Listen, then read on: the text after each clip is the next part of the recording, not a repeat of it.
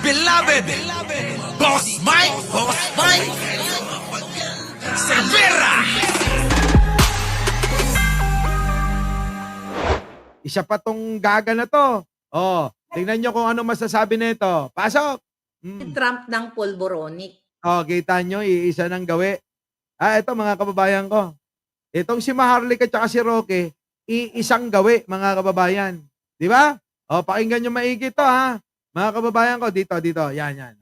Adik si Marcos Jr. Ayaw ni Trump ng adik. Di ba gumagapang sila, nakausapin si Trump. Authenticated kang adik. Dineclare na nga niya na T, yang mga kartel na yan. Yung mga sangkot. Kasabwat ka, ikaw ang kartel ng Pilipinas. Dapat nga gawin ni Trump, i-cancel niya lahat ng visa ng mga politiko. Lalo yung mga kaalyado ni Bangag para hindi na makapasok dito sa Amerika at para hindi na makapag-transport ng nakaw nilang. Kita nyo mga kababayan ko, kung yung salita ni Roque at salita ni Maharlika, magkaparehas, di ba?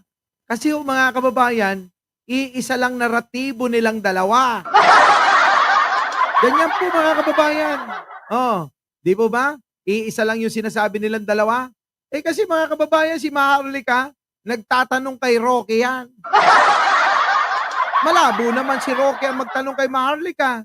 Kita nyo naman si Maharlika. Ito yung social climber talaga. Oy, mga kababayan ko sa totoo lang mga kababayan, sabi ko sa inyo, magkakasama kami ng mga yan. Diyan sa may headquarters nung halalan. Naku, Diyos ko po si Maharlika, pilit pinagsisiksikan ang sarili niya sa mga sa mga taong nandoon. Oo, antindi, kapal ng mukha niyan. Pilit talaga. Oo. Abay, meron kaming studio doon. Doon kami nandoon mga kababayan habang nagbabalita nung panahon ng halalan. Abay, eto mga kababayan, hindi mapakali.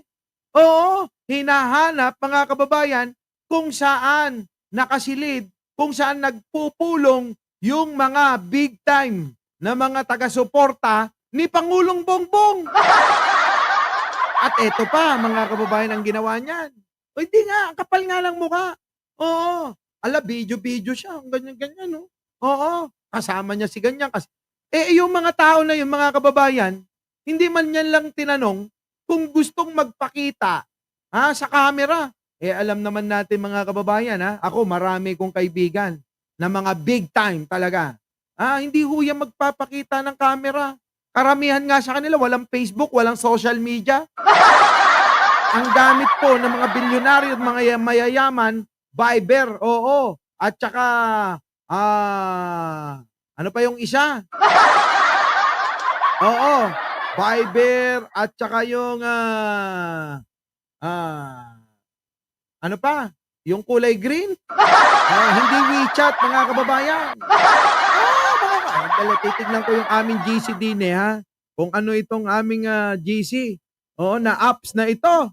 Dito lang ho kami nag-uusap. Hindi ho gumagamit ng Facebook yan Sa totoo lang. Oo. Etong WhatsApp, mga kababayan. Yan. Meron pang isa, mga kababayan. Kulay blue naman. Bukod pa dyan. Meron pang Signal. Spotify talaga. Diba? Ganyan ho yung mga mayayaman. Pansinin nyo, walang social media. Opo, wala. Hindi naman ako mayaman ba? Hindi ako mayaman. Marami lang tayong kaibigan na nagmamalasakit. At alam nilang totoo tayo, kaya mahal tayo ng mga mayayaman nating kaibigan. Pero eto mga kababayan, sobra talaga ang pagiging social climber niya. Ito si Maharlika.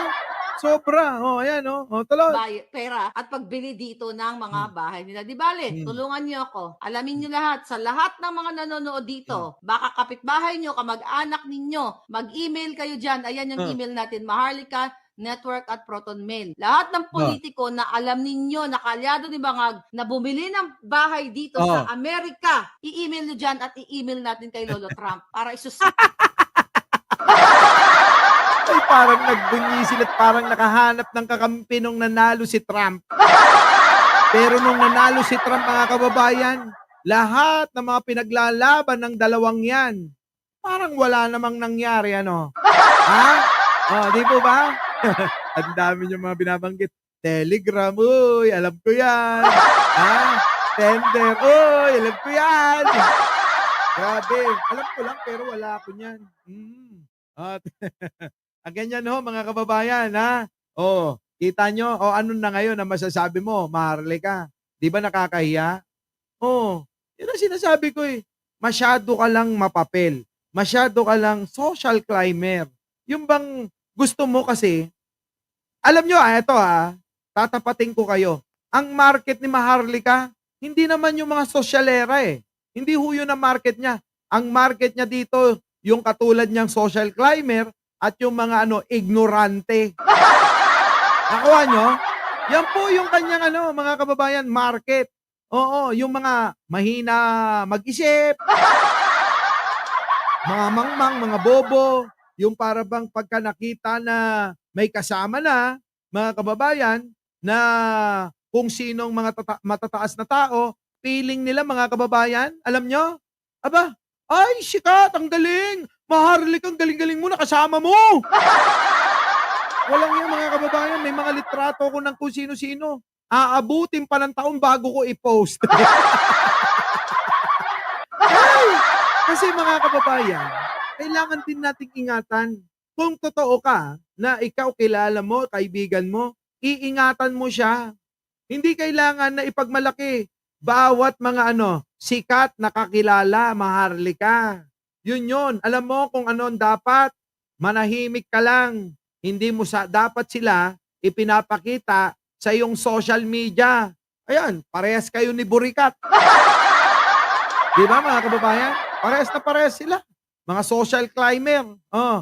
Kaya ang barkada, kita nyo naman. Yung isang Burikat na meron daw maraming USB. Pero hanggang ngayon mga kababayan, hanapin nyo yung USB. Wala pa rin eh. Parang yung Polvorong video, 3 taon, sinalsal nila mga kababayan. Ang ilalabas lang pala, alam nyo, AI-generated video. Malabo pa. Hindi, di ba? Ganon mang ututong mga ito ng mga utu-utong mga Pilipino. Sorry, pero totoo. Di ba? Haloy. Depende niya lahat yung mga yan. Ayaw ni Trump yan. Ayaw niya ng addictus benedictus. Tingnan Ay. natin kung makikipagkita si Trump sa kanila. Pero syempre, napaka-smart nung lolo ninyo. Diyos ko po. Alam niya yan. Parating nga sa kanya yun. Paano ngayon to, Maharlika? Makikipagkita na. Sa iba pang balita, nakatakdang magkita sa unang pagkakataon sina President Ferdinand Bongbong Marcos Jr. at US President Donald Trump sa mga susunod na araw. Sa press briefing sa Malacanang ngayong araw, sinabi ni Palace Press Officer at PCO Undersecretary Attorney Claire Castro na magtutungo sa Washington ang Pangulo para mag-host ng isang event sa July 20 hanggang July 2022. Kita nyo mga kababayan, 2 araw po mag-host pa si Pangulong Bongbong Marcos diretso sa White House. Paano ngayon niya, Maharlika? Yung mga pinagsasabi nyo, hindi ba kayo nahihiya? Ito yan mga kababayan eh. Ito yan kung ako sa mga ganyan napapahiya. Nako! Titigil na ako. Tama yung sinasabi ni Pangulo eh. Makakapal talaga ang mukha nila eh. Paano titigil yung mga yan? Ito. Kung makikipagkita si Trump sa kanila. Pero syempre, napaka-smart nung lolo ninyo. Ayan na nga, Maharlika. Makikipagkita na sa White House pa mismo. Red carpet yun. Abangan mo. Gusto mo, puntahan mo pa eh. Tignan mo ng diretso. Kaya lang, hindi mo naman madiretso yung paningin mo. Saliwa yung mata mo eh. Paano mo makikita ng diretso nga naman si Pangulo? Saliwa di ba? Ano yung salsal? Kayo naman, yung salsal, ibig sabihin nun, ay, inano nila ng gano'n Basta inano. Sinalsal nila na sinalsal yung Polvorong video, di ba? Oo. Ibig sabihin nun, lagi nilang sinasabi, lagi nilang binabalita, lagi nilang paulit-ulit na ginagawa na itanim sa isipan ng tao, gano'n.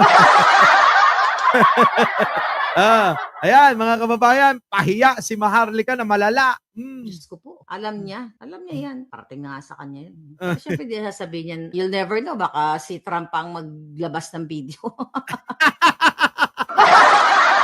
Paano ngayon to, Maharlika? Kaya alam nyo, sa totoo lang, totoo yung sinasabi ni TP, balikan natin mga kababayan ko. Totoo yung sinasabi ni TP na eto talaga, ibang klase. Eto na, pasok! May mga vlogger, nagdidemand ng access sa yung mga personal affairs na ng pamilya.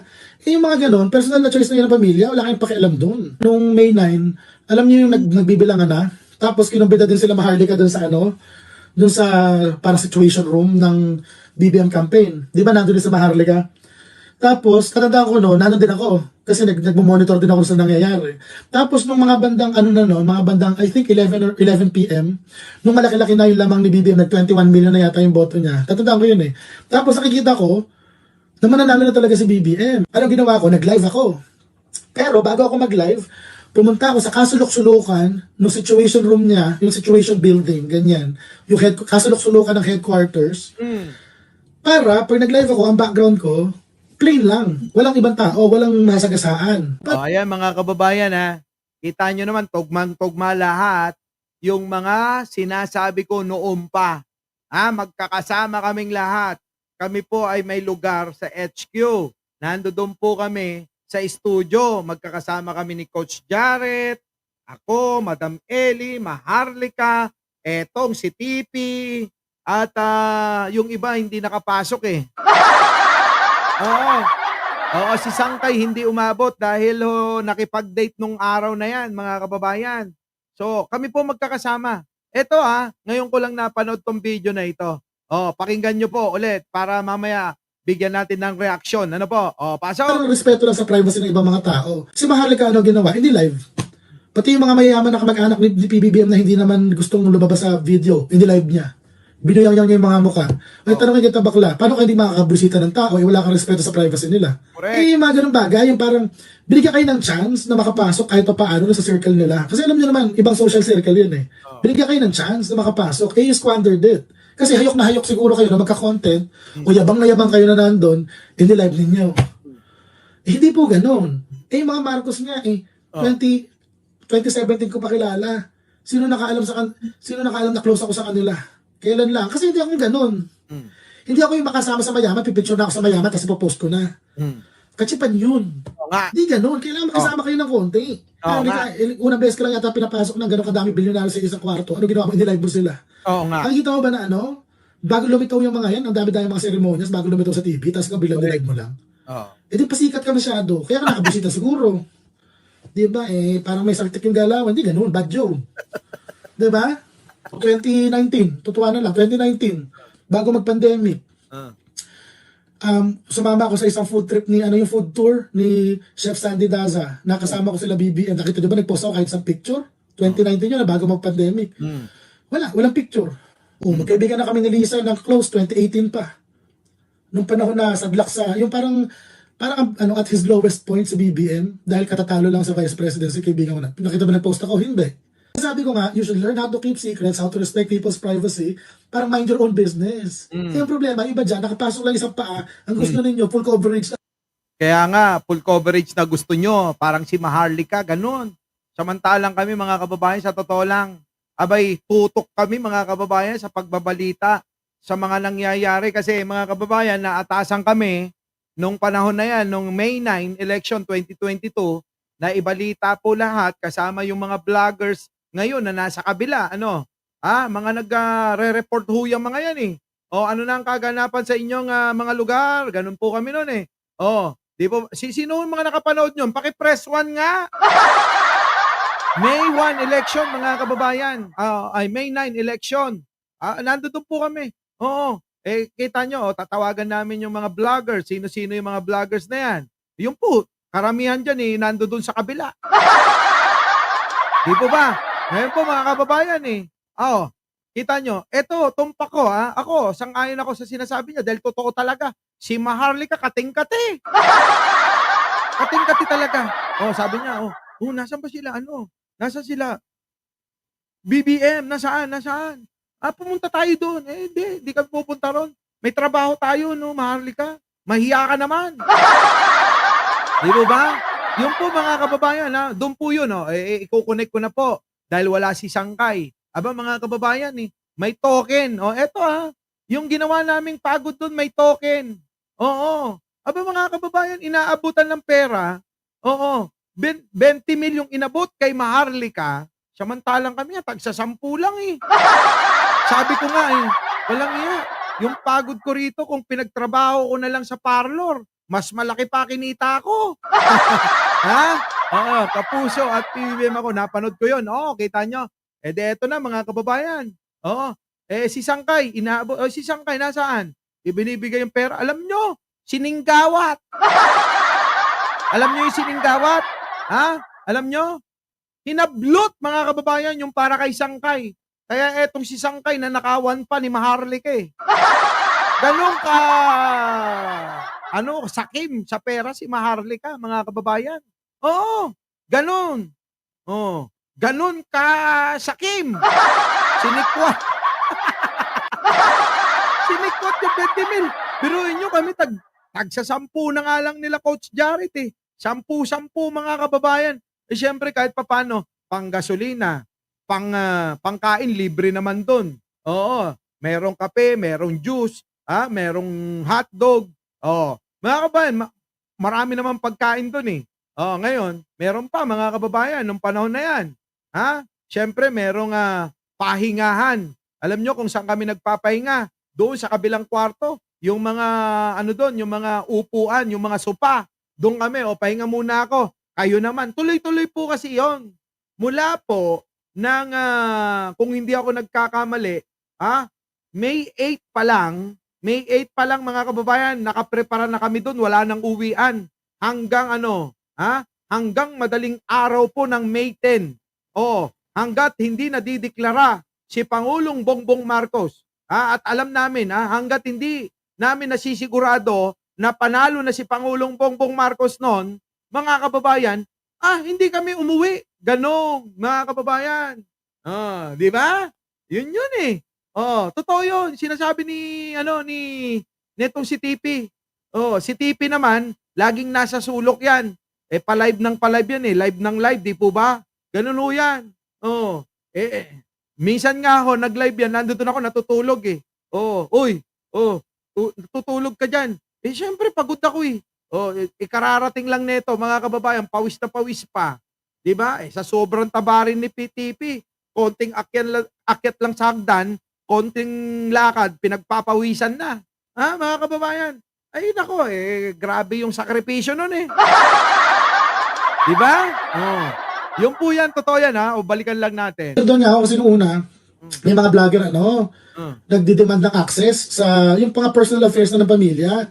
Yung mga ganun, personal na choice na yun ng pamilya, wala kayong pakialam doon. Noong May 9, alam niyo yung nagbibilangan na, tapos kinumbida din sila Maharlika doon sa doon sa parang situation room ng BBM campaign. Di ba? Doon sa yun?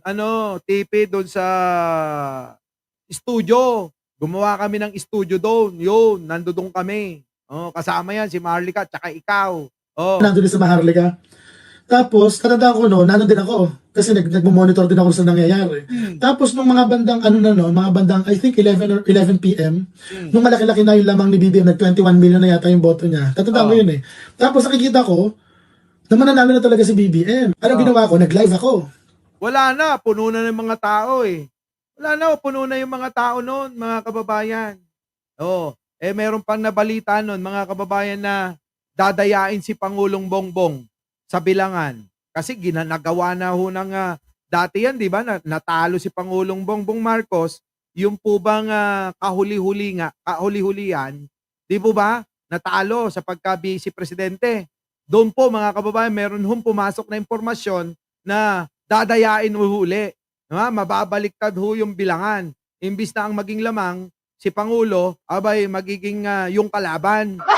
Pero hindi ho nagtagumpay. Bakit ho kanyo? Napakarami talagang pumunta ho.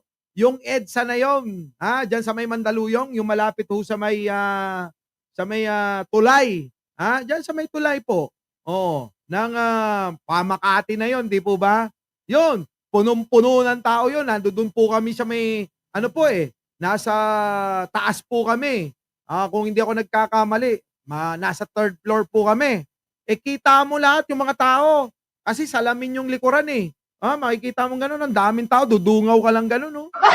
Yan, Guadalupe, malapit. Yan, dyan. So mga kababayan, noon talagang grabe, sakripisyo din. Pero hindi naman kami nagkaroon ng hinanakit, ano? Ewan ko kay Maharlika kung bakit siya nagkaganon. Tuloy.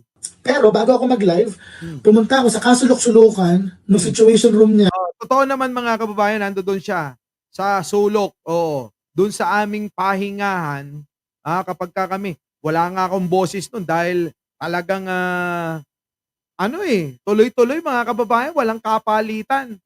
Minsan kayo naman, magsasalita lang si Maharlika saglit, ayaw na. Kasi ang pinupuntirya mga kababayan, makipagsosya lang kahit hindi naman siya welcome.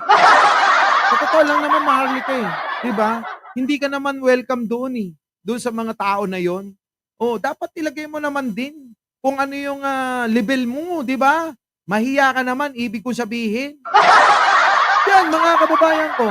Ganyan sila. Ganyan si Maharlika. Yung situation building, ganyan. Yung kasulok-sulukan ng headquarters.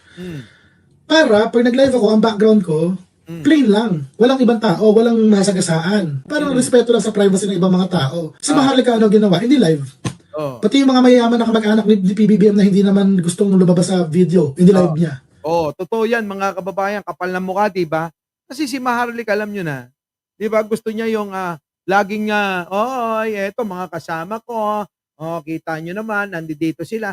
Ganon siya. Oo, pasikat ba? Nakakahiya, di ba? Mangibabain. Kami nga nahihiya para sa kanya Antindi. Ano po? Antindi.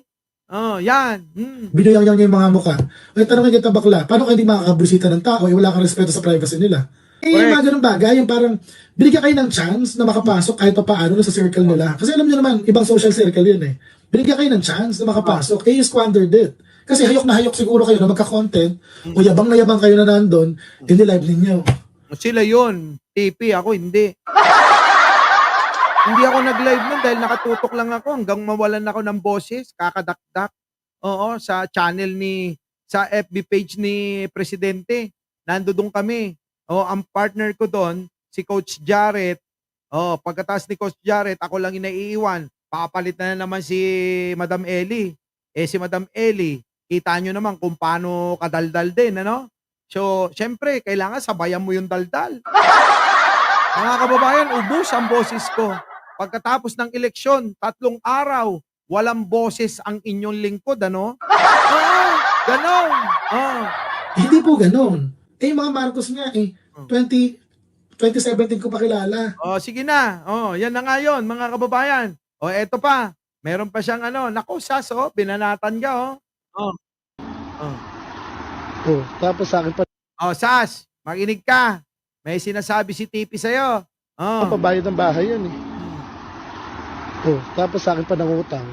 So sabi ko, sa akin naman, kaibigan naman di mano. Ang hindi ko maintindihan, sabi niya naman, mayaman ka pala, TP, may pera ka pala, ganyan. Totoo namang may naipon ako. Totoo naman yun. Sa palagay niyo, mapapautang ko ng 2,000 si Sas nung panahon na magkaibigan pa kami nang wala akong pera. Ikayo, ilang kaibigan nyo na uutangin nyo sa 2,000?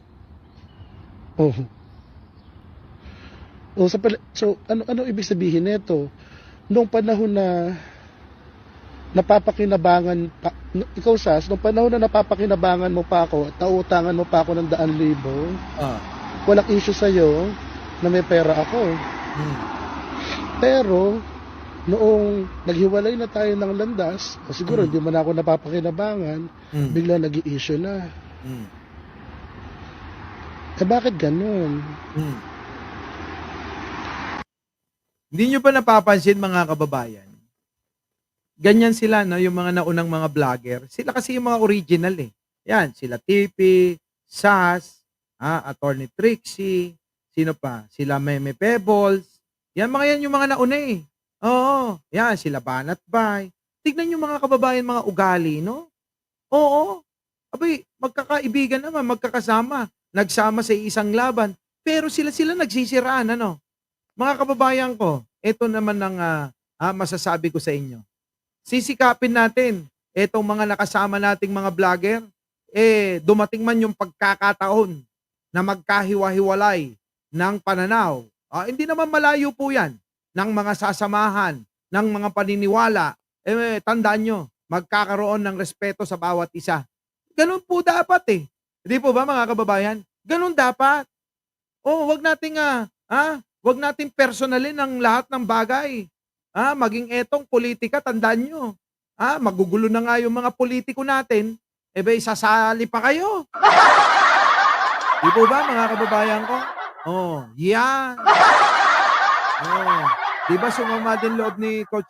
Kasi nga ganito nangyayari dyan.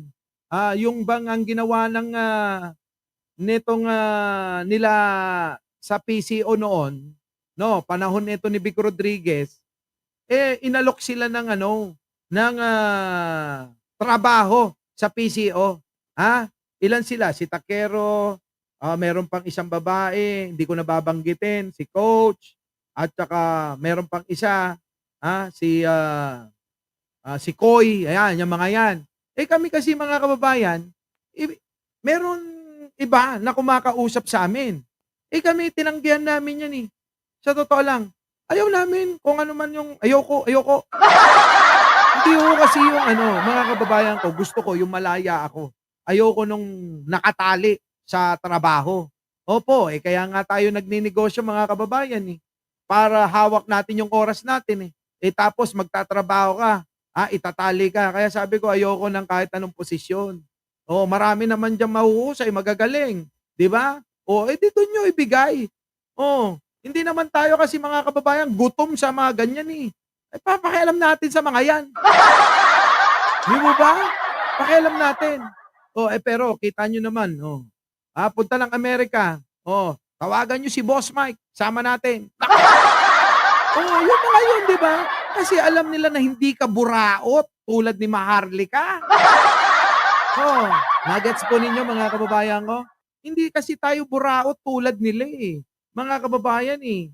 Yan, yung mga yan, kita nyo mga buraot. Alam nyo na. So paano yan? Ang haba na ng oras ko. Baka naman, bago tayo mag-iwahiwalay, mag-like na kayo. At abangan nyo po ako bukas ulitin ko Mga kababayan, Leonora Brown Aichang, Jolly Resquito, Senso, Jolly, Andres C, Pachuchay, abangan nyo po ako sa Radyo Pilipinas. Ang kauna-unahang paglabas ko dyan, mga kababayan, dahil sa susunod na buwan, regular na po ang The Big Five, ang UBIP, mga dating mga UBIP, at mga bagong member ng The Big Five. Ano po mga kababayan? Abangan nyo po yan. Alas 9 po ng umaga sa Radyo Pilipinas. Number 1. So yun mga kababayan. Muli, hanggang dito na lang. At sana'y nag-enjoy tayong lahat bago matulog. Dahil inaantok na rin ako. Gawa ng maghapon po akong nasa labas. Kita nyo naman. Kanina nasa kalsada tayo habang naka-live, mga kababayan. Eto'y sa mga susunod na araw, ilalabas natin itong mga listahan ng mga pina-appoint nitong si Manong Chabet, Nako, Manong Chabet naman kasi. So, muli, mga kababayan, ako po ang inyong lingkod, Mike Cervera po, lagi nagsasabing, mahalin po natin ang ating kapwa, ipagdasal po natin lagi ang ating bansa. Magandang umaga, magandang hapon, at magandang gabi sa mandako ng mundo. Naroon kayo, syempre, magandang buhay na rin para sa ating lahat. Maraming salamat po. Our beloved Boss Mike, Boss Mike.